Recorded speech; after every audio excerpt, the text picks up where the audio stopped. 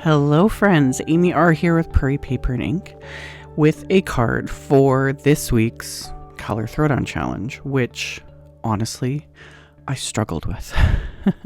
But the funny thing is I had an entire card planned out that was completely opposite to this, very clean and simple.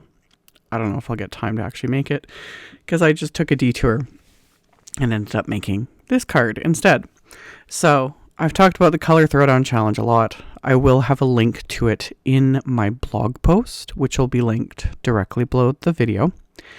And yeah, this isn't a color combo I would normally think of, but I got thinking and I pulled out some of Simon's Pawsitively saturated inks in some blues, and I die cut some Canson XL watercolor paper using the new Dreamy Daisy Layers wafer dies.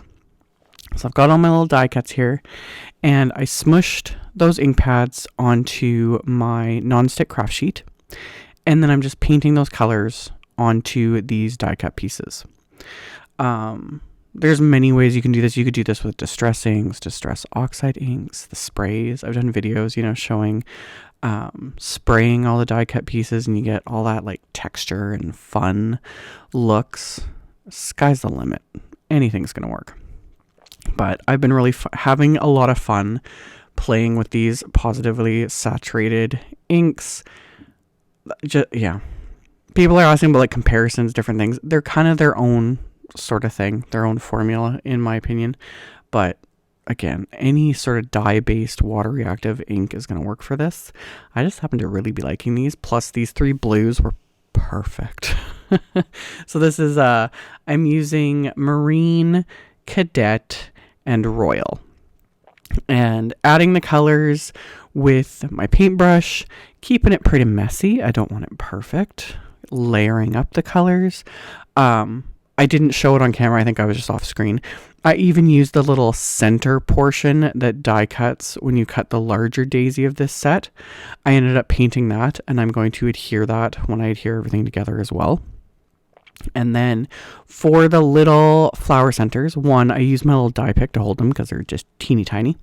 I've also shown in videos using painter's tape that I tape upside down so the sticky side's facing up to hold die cut pieces.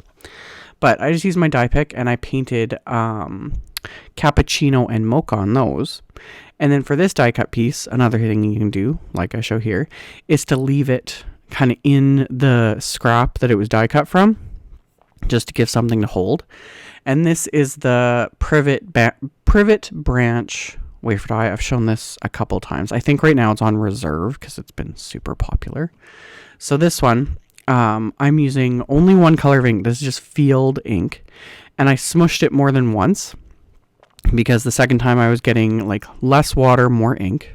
And then I quickly dried this with my heat tool. Not completely dry. I just wanted it somewhat dry so I could layer on more ink to get more depth of color to this. And again, using that same ink pad, just field again, just smushed it onto my craft mat again, picked it up with a bit more water, slapped on a bit more color. So now I've got that like just that texture modeled look that I just love. So here I've got the pieces to adhere. You can adhere these daisy layers like they are shaped to layer directly one on top of each other, but it just depends on what you want to do. Normally I would layer it the way it's meant to be, one on top of the other. Supposed to be, more perfect-ish, but like I say, perfection's totally overrated.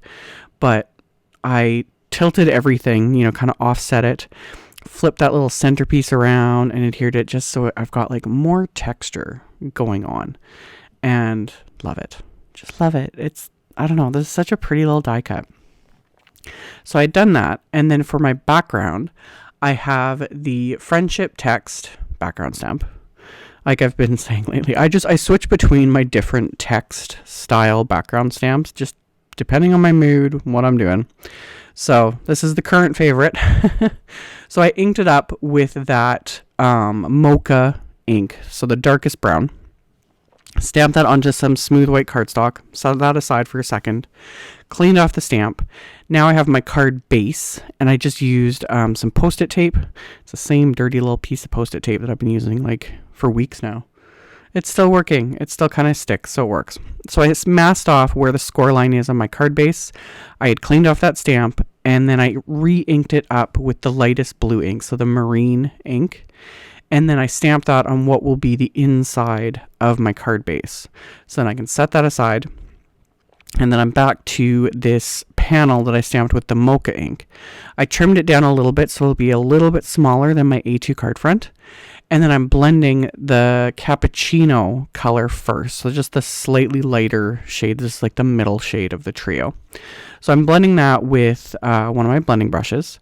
And then I'm going in with that same MOCHA ink and also blending that just to deepen it a bit.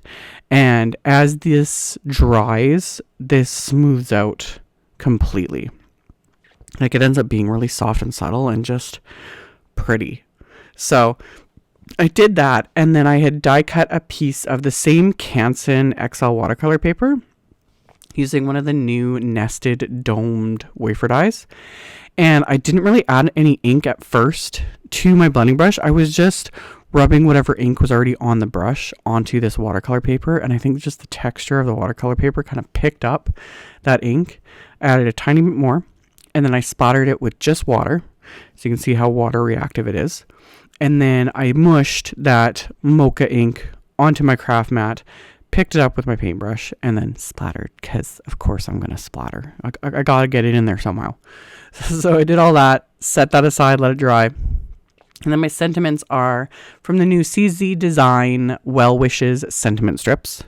I chose what strips or what sentiments I wanted to use, and I just trimmed these out with my paper trimmer.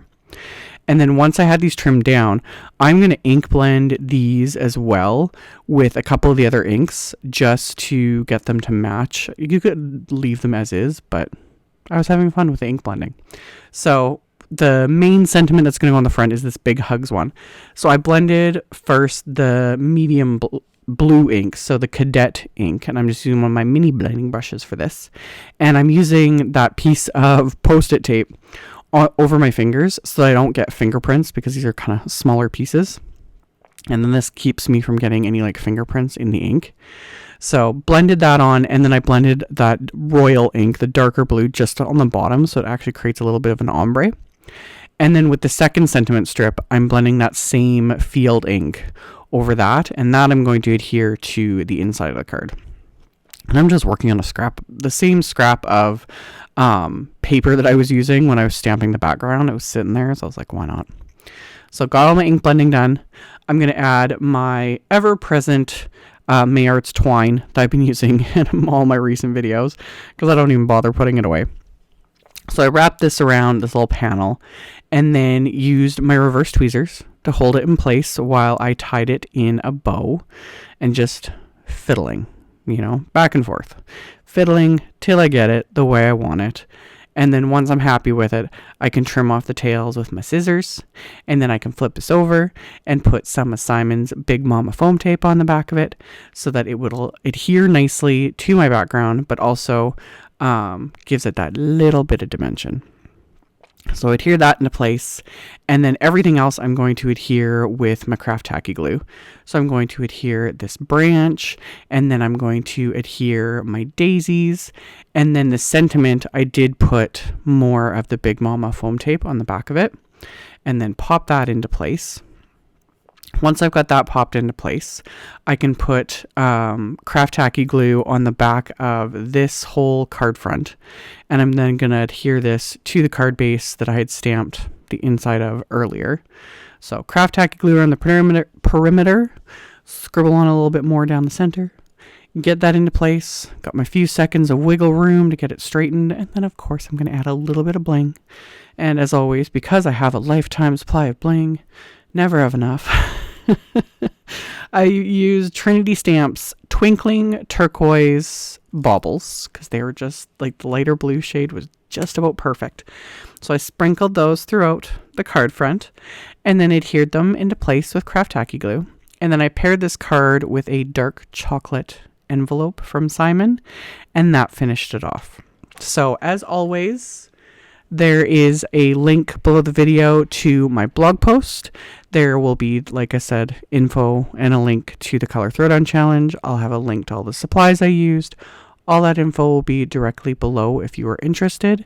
Thank you all so much for watching, for subscribing, thumbs upping, commenting, all of it. I very much appreciate it.